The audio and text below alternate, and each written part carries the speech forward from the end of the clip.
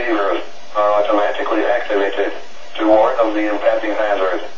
Tests of these receivers normally are conducted by the National Weather Service every Wednesday around noon. When there is a threat of or existing severe weather in the area on Wednesday, the test is postponed until the next good weather day.